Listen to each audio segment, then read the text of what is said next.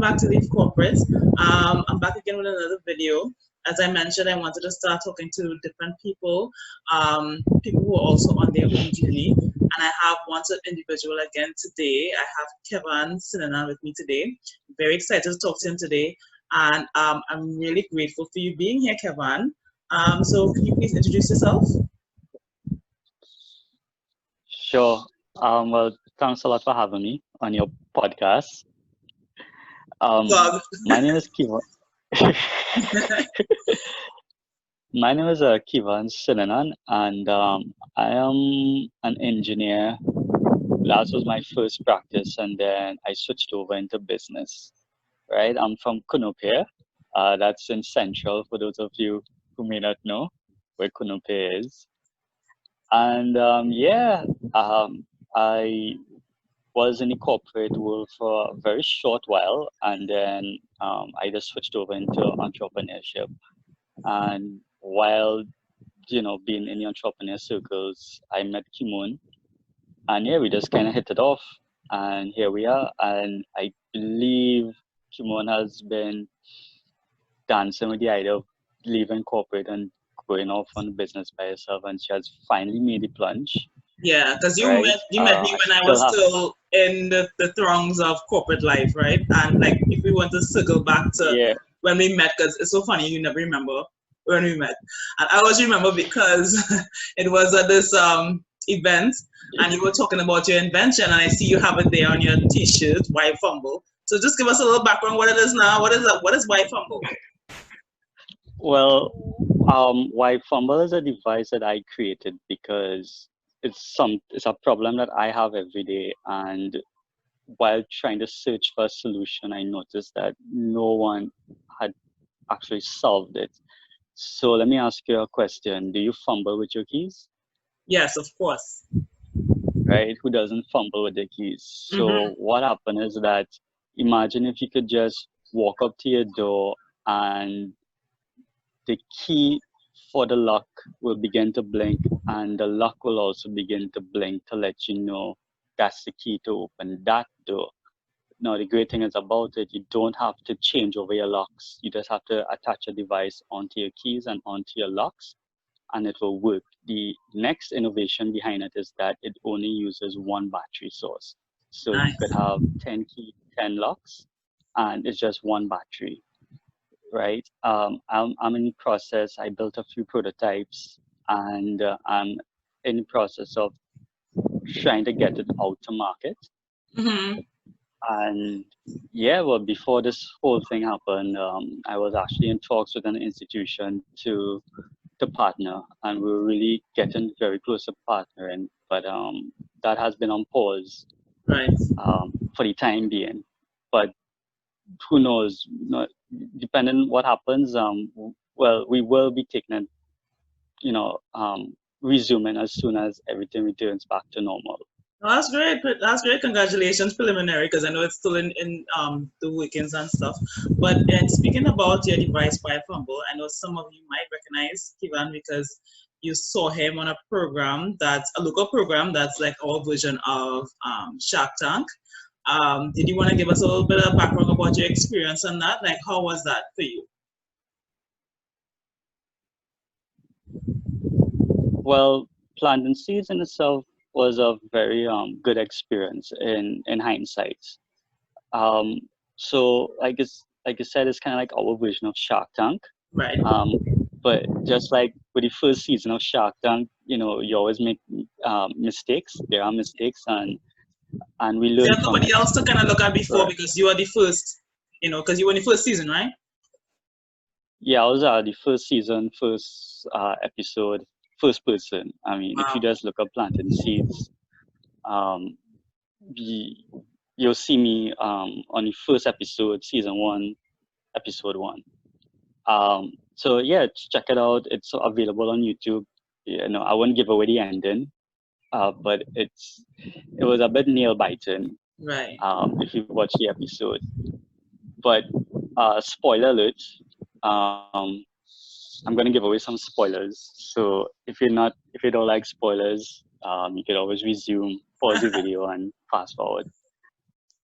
Right. Yes. So I that experience with it, I was able to really get an idea what investors look for, what the entrepreneur playing field is like in Trinidad.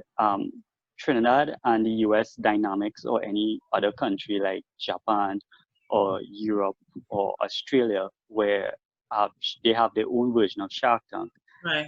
the dynamic is very different. Right. You realize How is that different? uh, We are a lot more conservative. I don't know if do you get that impression too, that we are a lot more conservative with things? so certain sectors we are very conservative. So like technology or new technology, Right. as Trinidadians, we kind of look to the outside of Trinidad for ideas, and we take Right.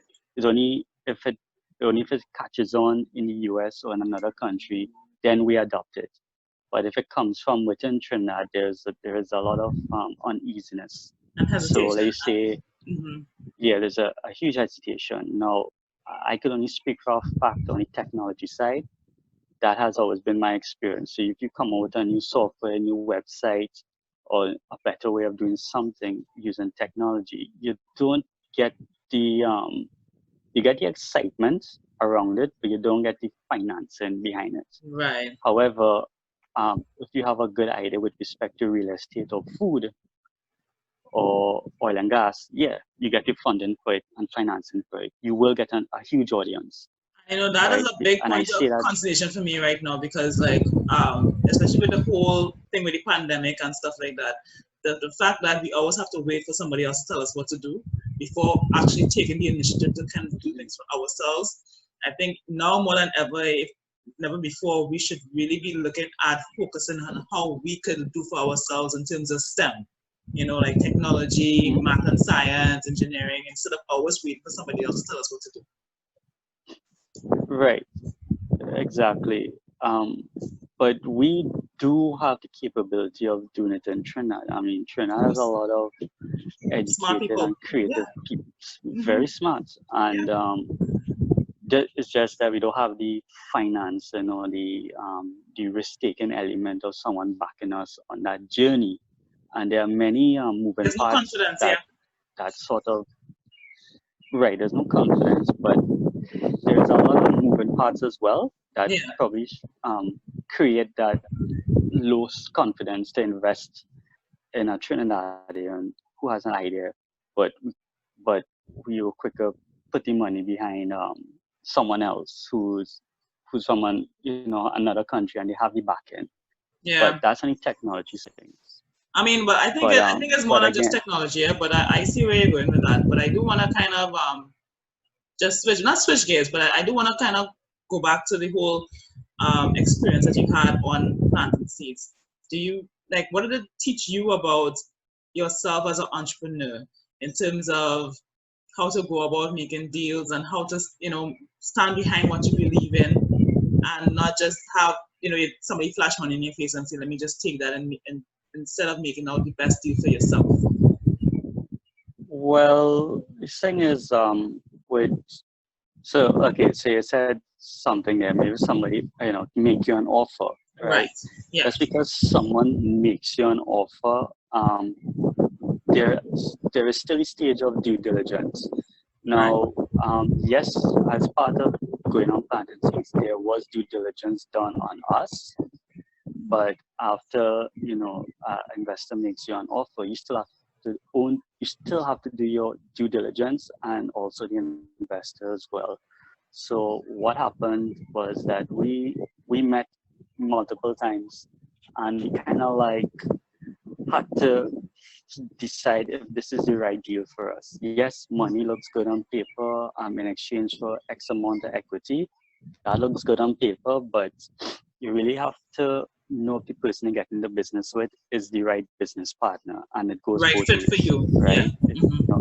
Yeah, the right fit for each other. I remember the Right. producer of Planting Seeds telling me, and I didn't understand when she said it, but she said, partnering with the investors like dating, right? Right. You have to keep just because the first date was good, which is I guess when you're paired on your TV show, doesn't mean, you second and third date, and by date I mean meeting and due diligence. You really have to work out the partnership and Right. see if that's the right fit for each other. Right. Yeah. Very, very right.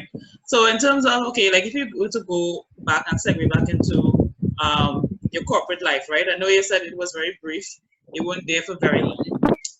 Could you just tell me a little bit about that, like how long you worked and what made you decide to leave?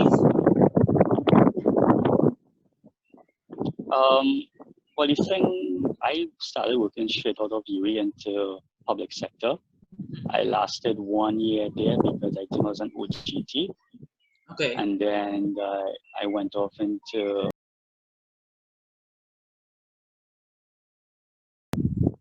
and after 1 year, yes, I learned a lot. But if I start to get bored and I start to feel bored, I'm switching. Right. No, I learned a lot. Well, with Unilever, like you got bored, so you decided to walk away from it, right? I know a lot of people don't have that kind of option. Even if they're bored, they can't just walk away. But did you feel more comfortable doing that because you had a support system behind you?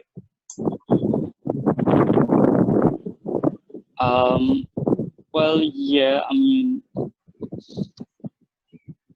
yeah, it was easier for me to walk away from that, but I walked away and started something else immediately on the side. So back then you could have ordered stuff from Alibaba and bring it down and sell it, right? So I was selling like breathalyzers, and that was when breathalyzer now came into effect, right? So I was jumping in on that fad. So you were hustling. You were a hustler, more or less.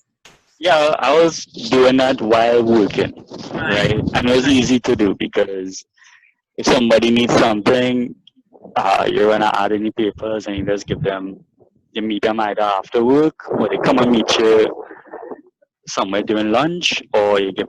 You need something else. You need other income coming in, not just one job. Yeah, but when I say I was bored, I didn't mean like I was bored and I want to stay home and do nothing. To me, I guess part of me said that, you know what, if I'm making money on the side here as well, let me see if I could explore and try to multiply that and grow it rather than being stuck with doing more work and have the same salary, right? And that's what it is, right? Like when you're in a job, it's like a fixed income. You know for sure this is what you're gonna get.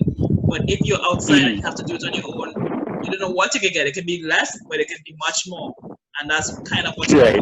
Yeah, you're looking at that. Yeah. Yeah, correct. There's no ceiling cap. And I think somewhere along the lines, when somebody explained to me, when you work at a job, there's a ceiling cap to what you make. But if you're doing a business, there's no ceiling cap.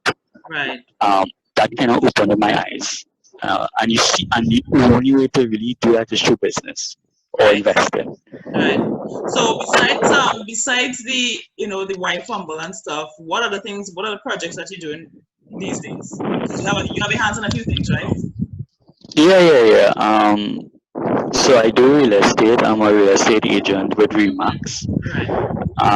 I also do software development. For a few clients in the past, I have a client I've been working with for 10 years or even more, and I still do work for him. And I'm also doing insurance with Angularis Financial. Wow, Limited. So you're doing a lot of things. Right. How are you making time for all those things? Well, with the lockdown, it's a lot easier. Yeah. Already working from home for the most part. The only thing I'm doing nothing has really changed really. I'm doing the same thing. If I meet clients, and most of the time we communicate through either WhatsApp or email. Right. And most of the time it's through WhatsApp. So just give me a solid internet connection and gas in the car, and I could work. And one thing I want to touch on, like just to expound a little bit on what you said, you're talking about that you have. I guess you kind of said it in the periphery that you have skills, right? Like you have skills that you develop from school or whatever it is that you develop your skills from software and stuff. And a lot of times we all have skills because we apply them wonderfully at our job.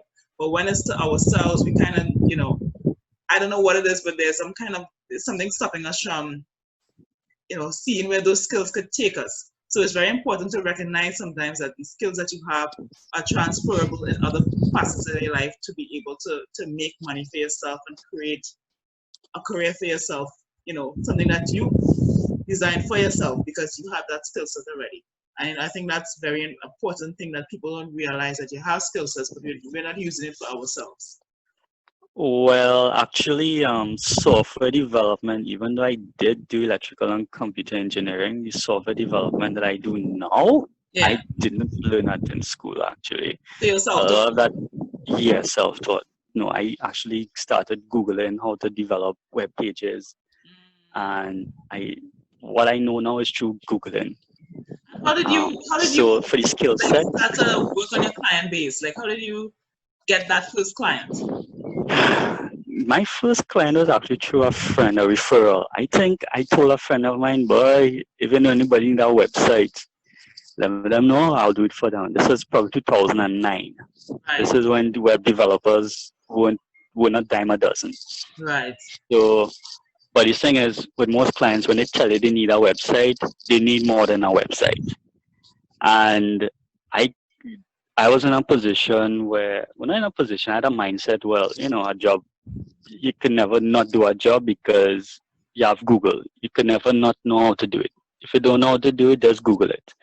And that web service became building software, internal software for the company. So, and it was custom software. So like a rostering system for employees. And I did not know how to do it, but I learned how to do it. Nice. And that was it. That client and the next client. So it was like, basically, if you tell me you need something, I'll be like, yeah, I could do it. But all this time, I kind of like on the back end watching tutorial videos on how to do it. And I've completely done that too. I've got jobs like that actually. I've said, yeah, I can do that. And then after I learn to do it afterwards, I'm like, yeah, let me know how to do this now. Yeah, I've got jobs like that. So that's great, because I think that's good advice to people. Like, sometimes you just have to focus on getting that first client, and that will take you to something else. It's kind of like you're earning while you're learning. Right. So that's what it is in retrospect. So I want to talk a little bit about the support system that you have, right? Because I was thinking about this, like, sometimes I realize, even with myself, like, I might be excited about something, and there's always that one person or a couple people in your life who you respect their opinions a lot, right? And you might mention something, like, even if you say to yourself, okay, I'm not going to mention it until I succeed in it, or until I do something. Sometimes you're so excited that you just kind of tell them a little bit about what you're thinking, right? And then they will say something, and it will kind of crush you. It will kind of just, flatten your whole mood. I don't know if you've had that experience. Have you had that experience before? All the time. No, when you say support system, you mean like financial or emotional? It could be anything. Anything that you consider support: emotional, financial, spiritual, whatever it is. Well, I never really thought about it as support system only until you mention it. Mm-hmm. But I know for a fact, I've been doing this for a while, so I've been hearing people telling me, "Boy, get a real job, do something with your life, that will work." And by the time you have some measure of success, so like you're on television or somebody who has a reputation kind of recognizing your achievement, those same people who talking it on, giving you a real listen to all the nastiest things. It's the same people say, hey, I'm a partner, I know him long time, I'm a real friend, right? But how do you guard against that though? Like, how do you guard, like, keep your aura, keep your peace? Because you don't necessarily want to cut people out of your life because they don't agree with you, right? But you need to kind of. I disagree though. I think it should. I kind of think it should create boundaries with people like that. Well, create boundaries, but do you want to necessarily say, well, and you can't be my life anymore. If you're not on this path, and if you're not get out my life. I mean, you can't do that with everybody, right? It would be nice to, but you can't. But no, but to the point is that the same people who will crap all over you, and it's the same people who come and say, "That's my partner," "Oh, I support you. Don't forget me when you get big," you know. Like the same kind of people. So knowing that and having experienced that, I know that in the back of my mind, if somebody's trying to create self-doubt or trying to get me to come on their side, I know that they're going to change their mind, right? So yes, so in that case, you put boundaries. You know, cutting out people to your life, that's a strong word, but I think the more appropriate one would be setting your boundaries, which is, my partner, I understand, I respect your opinion, but let me do my thing. Okay, so those are more friends, right? But let's say your parents, because I mean, where we are from, a lot of people, our parents are important to us, right? Because a lot of us stay home until marriage. Well, the dynamic changing now, right? But before, a lot of us would stay home till marriage and that kind of thing, right? So you have no choice but to be around them, right? And they don't understand this way of thinking. To them is, you work till you're 60 years old, you retire, and then that's when you start to cool yourself, right? But you just go to find a good job and you stay there and you don't leave. So they don't really understand this kind of, unless they're business people themselves, they don't really understand this way of thinking, right? So how do you deal with that relationship? Because you can't say, well, I ain't talking to you again. So. Well, fortunate for me, my parents, they had a side hustle too. They did their own business while they work as teachers, right? So I guess I kind of picked up that mindset from them. But however, having said that, it's kind of like you just say one thing and just do a next thing, which is, yes, they had two jobs, their jobs and their business, but they'll still tell their children, yeah, government work, and work on your gap pension. Right. So you're telling people one thing, but you're doing the next thing. Right. And I never really challenged them on it, but once I show that I have money coming in, and I do help pay with some bills and groceries, I think that keeps the peace for now. Right. So. And I think that's one way to kind of like for parents for the support system, try to chip in and pay the bills, and because that's a tangible way of showing that you're doing something right. You might be making the salary that you're making before, but you could still survive. You could still, get along with what you're making, what you're doing. You can get along with it, which is very important. Being able to put one foot in front of the other every day, still on this kind of a journey. I think that's very important. It mightn't seem like much, but like being able to do that shows that you can survive outside of corporate, which I think is a very important thing. But the thing is unfair to say that there's nothing outside of corporate when corporates in their first stages, in their seed stages, were entrepreneurs, were start a business. I mean, all the banks at some point were a startup business. I mean, it's true, but you can't really see it. Like when you see something where it is now, you can't really envision it not being what it is now. You can't imagine the Red House not, like when it was just rubble. Like you can't imagine it before what it is. But that's where it started. Like yeah, we know that at the back of our heads, but being able to envision that. And then the way they put corporate life now, because it's so pervasive, it's so huge, it's this mammoth of a thing, you can't imagine it not being there. You can't even see, I'm sure you can't even see yourself becoming, a tycoon or whatever, even if that's the way you're going towards. Like I'm sure if you, when that happens, when I say when that happens for you, looking back at it, you can't even imagine like, okay, this is where I started, so this is where I'm going to be now. This is where I am now. It's a very hard thing to connect to one another. Well, but that's the vision, though. It's the vision. It's the vision. That is the vision. Yeah. that self-doubt is actually is more destructive than a friend give doubt in you. A lot of people think that the doubt that comes from outside is destructive, but if if that somehow creates self-doubt, that is more destructive. Hmm. But sometimes it's hard not to doubt yourself. I mean, we're human, we're human beings. But that being said, so one of the things I recognized for myself when I was still working, right, when I had my corporate job, and I work from home sometimes. I remember my mother was like, "Are you working from home?" If I used to be able to work from home, I'd have gone to groceries, I'd have gone cook, and I was like, "That's not what working from home is." Because she never had that, so she doesn't really understand Right. she thinks you can do whatever you want. I'm like, no, they know when you're not working, they know. Yeah. I know. So um, I bring that in to say, like, okay, a lot of things that you do, like, especially in the back end of it with the real estate and stuff, and if preparing documents, you can do that anywhere, right? You can be at home and prepare whatever contracts or whatever, right? Do you find it easier sometimes to go somewhere else and do it because you don't have that same impression, like, well, you home, you're not doing anything?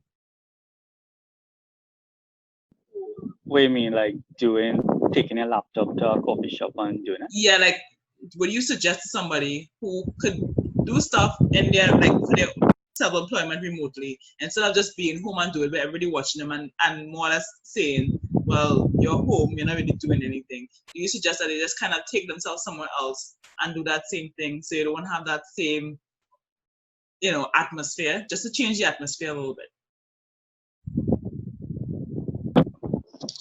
Well, it depends on how much distractions you have at home, how much responsibilities you have. Because I've been in a lot of Zoom meetings, and you see people churn coming in and disturbing them while Yeah. they're trying to conduct a Zoom meeting. Uh, but right now you can't go anywhere. You can't even go into a coffee shop. So you're stuck home doing your work.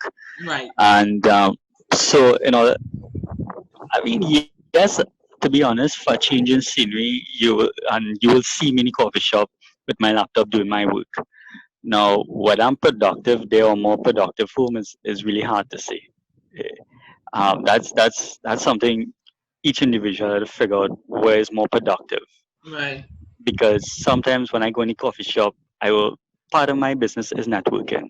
Part of real Right. estate is so I like to go to the coffee shop because I might see somebody who I haven't seen in a while and I start telling them about real estate and all these things that I'm doing and that leads from one thing to the other, right? So Hmm. me, I have to be outside. Not have to be, but it helps. It helps. It Yeah. helps. Yeah. Yeah. For sure. I mean, for But me, maybe like, but I for realized I needed to kind of come away from it because then I was getting these little comments. Well, if you're not busy, you can do this. You can help me with it. And it's like, no, I am busy. And the impression is you're not busy because you're home, but it's like I am busy, even though I am home. I am busy. So sometimes for me, it would have worked better just to kind of remove myself. So out of sight, out of mind. You know. So one of the things, I guess if you want to, if somebody, because you said you didn't really have as much issues, right? But if it is that somebody is now starting the business, the money isn't coming in yet, they're pushing, pushing, pushing, they just left their corporate job, their spouse or their parents or their siblings or whomever is very close to them, whose opinion they really cherish, it's kind of down on them and it's bringing down their energy. Do you suggest that they have a conversation with that person to kind of like try to stop that behavior from happening? well, yeah. Um no, this kind of gets into whether the relationship is toxic or it's healthy, right? If it's a toxic relationship, probably might have to do some distancing. But if it's a health, no, for me, I can only speak from my experience. I- if it's a healthy relationship, yes, have a heart to heart. You say what you have to say and let them say what they have to say. But like you were mentioning, if the person is down on you and real trying to persuade you to come onto their side, one thing that has helped me is that I um I try not to let um I I okay, let me say this differently. If I say something and someone gets angry, I tell myself I'm not responsible for the way they reacted. Right. If I say something, that person gets sad, I am not responsible for how they react, Okay. especially if it's something that's true and dear to me.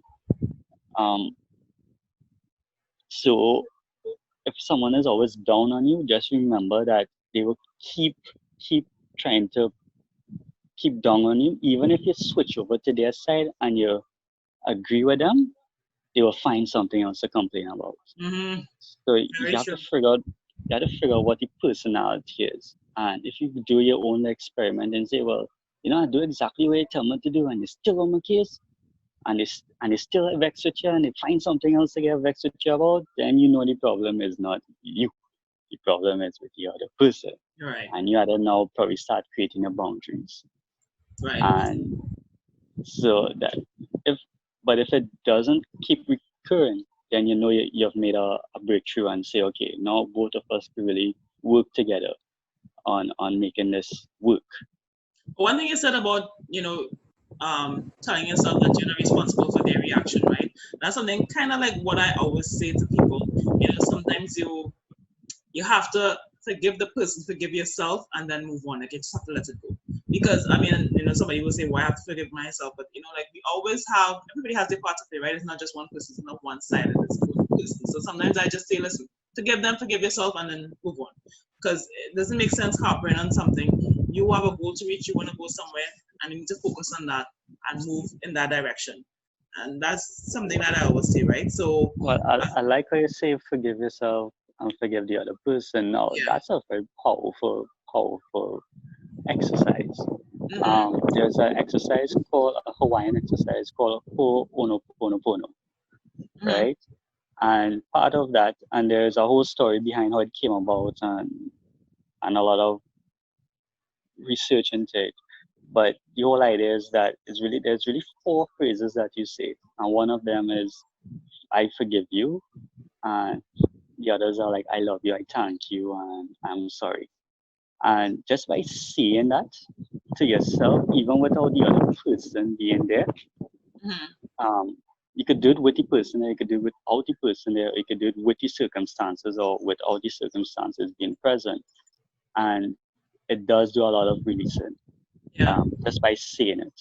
Yeah. Mm-hmm. And so I totally agree with you when you say forgive the other person and forgive yourself, because there is actually a whole practice built around it. Oh wow! Oh, I'm deep then. That's great. Well, since it's one phrase, you're 25% in. 25% deep. Cool. 20, yeah.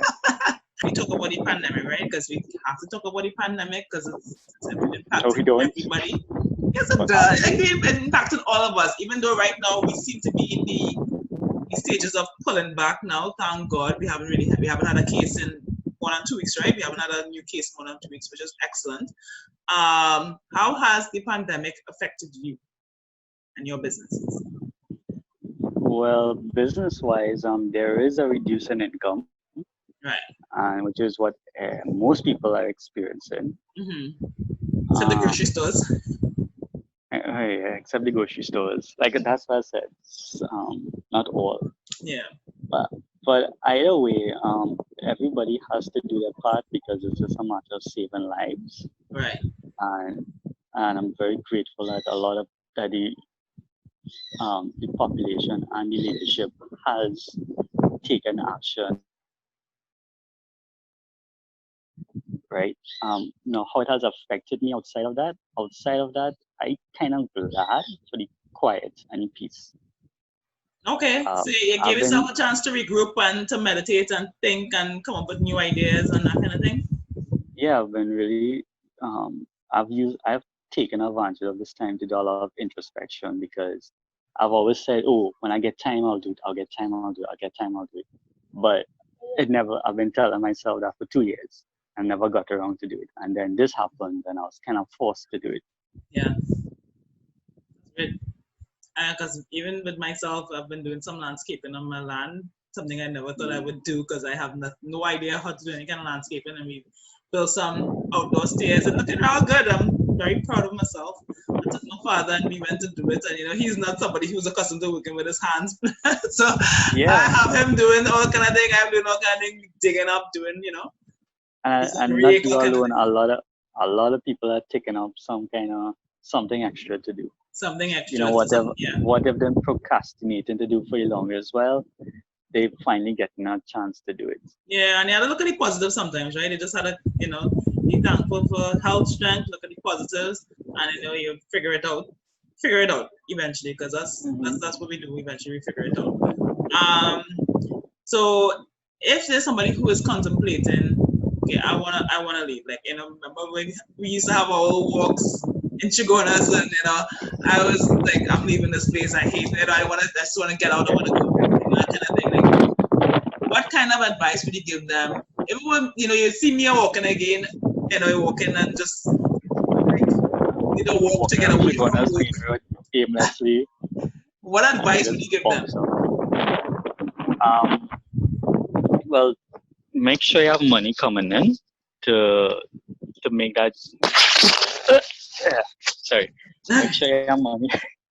Make sure you have money coming in from another source, and have at least, some say 6 months of expenses and savings, but I would say I'll go as far as 1 year of expenses and savings. You know, that's not easy for everybody, right? Like, and things change so quickly. You know, you think you have it together, and sometimes you just don't, right? I mean, things happen that you don't have it, but you would recommend at least having something inside. Yeah, have expenses on your inside, because just like with this, anything can happen and your income has reduced, and you still have your bills to pay, right? But make that's one thing you should have, and also be willing to learn, and always have like a mentor, meaning someone who has done what you want to do, and make that person as part of your circle. Nice. So let me say you want to leave your job and open a grocery. Well, you should have, you know, a person who owns a grocery or a grocery chain as part of your circle. How do you make a kind of connection like that? Get into real estate. Get into real estate. That's your pitch. Yeah, get into real estate. The thing with real estate, or even in sales in general, you meet all kind of people from all walks of life who you have to interact with. And sales, well, car sales, real estate, you know, that's what people buy, people need. And honestly, when you really think about it, when you're self-employed, even when you're not self-employed, you have to sell it. You have to sell every day. You're trying to sell people into what you have to offer them. So you have to sell every day. You have to learn how to sell, no matter if you like to sell or not, right? You have to learn how to sell. So glad that you came on this call with me. Thank you very, very much. Is there anything last thing that you want to say? I mean, I know you said you have all this thing going on with Why Fumble, you're doing the real estate, you're doing the insurance. I think there was something, or they do the software here and there. Any final words for us?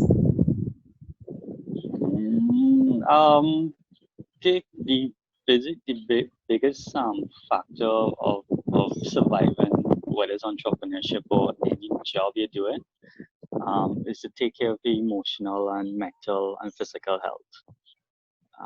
Those three things are very important. Support system. That is your support system when you really think about it. A lot of people focus on physical health, yes, but they kind of miss the other two. Yeah. Well, thanks very much, Kevin. Thank you so much. I'm glad you took time out. Hopefully, I'll see you again soon in a coffee shop one of these days. When it open back. When it open back, one of these days. So until next time, right? So thanks for coming on, and I'm gonna end this call now. So I will see you. Bye. All right. Thanks a lot. Bye.